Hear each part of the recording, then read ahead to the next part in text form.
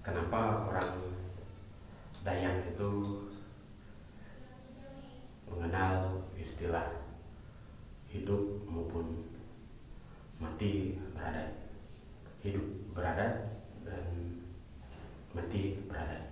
Ketika mereka meninggal, maka ada prosesi adat, ada 9 prosesi adat orang yang disebut dengan adat karusakan dalam proses orang mati atau meninggal.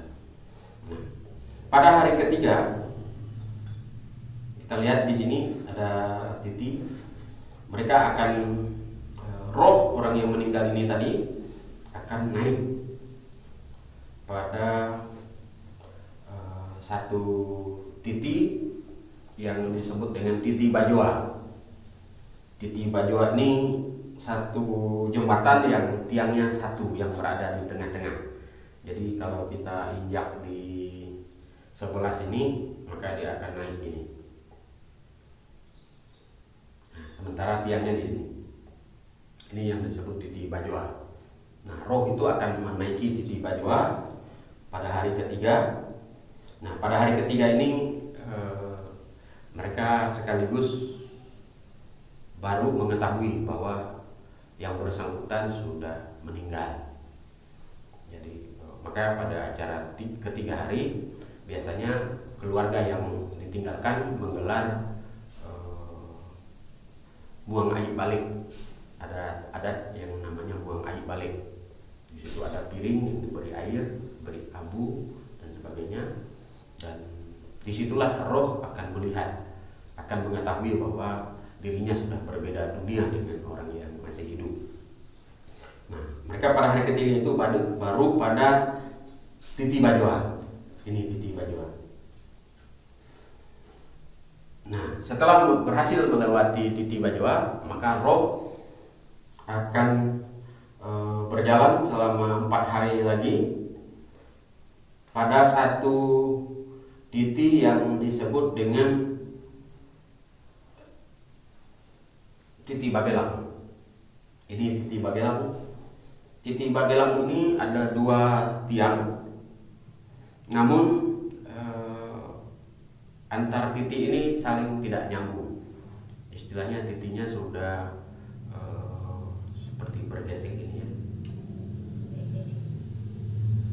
Jadi mereka akan melewati itu selama 4 hari, sehingga pada hari ke-7 mereka akan sampai pada puncak ini, dan oleh keluarga yang ditinggalkan mereka akan menggelar doa untuk hari ke-7 untuk orang yang meninggal tadi, sehingga orang yang meninggal rohnya ini tadi berhasil melewati Titi Bagelang. Nah, pada hari ke-7 mereka berhasil melewati Titi Bagelang, maka selanjutnya mereka akan melewati satu titik lagi yang disebut Titi Barayun.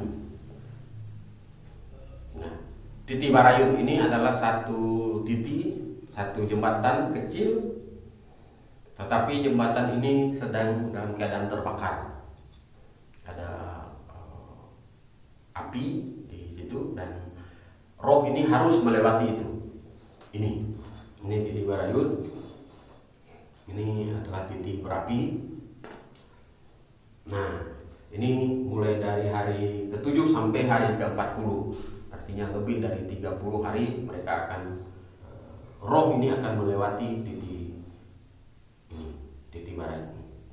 Nah, setelah dari Titi Barayun, maka pada hari ke-40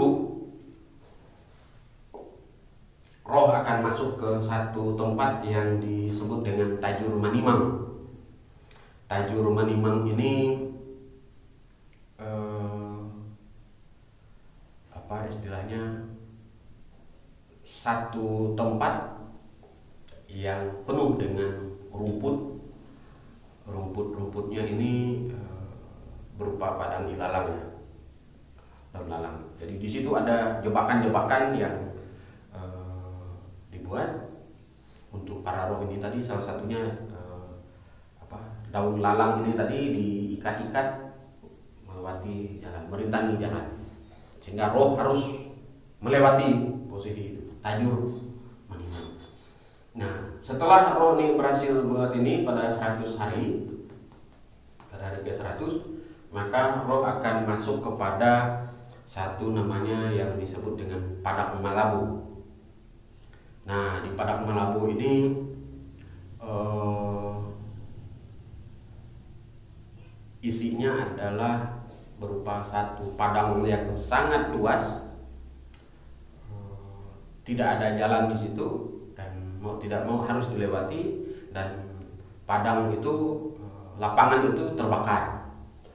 Lapangan itu terbakar. Ada 2 jalan di ini, tapi kemudian 2 jalan ini dijaga oleh anjing raksasa, yang matanya merah bertanduk.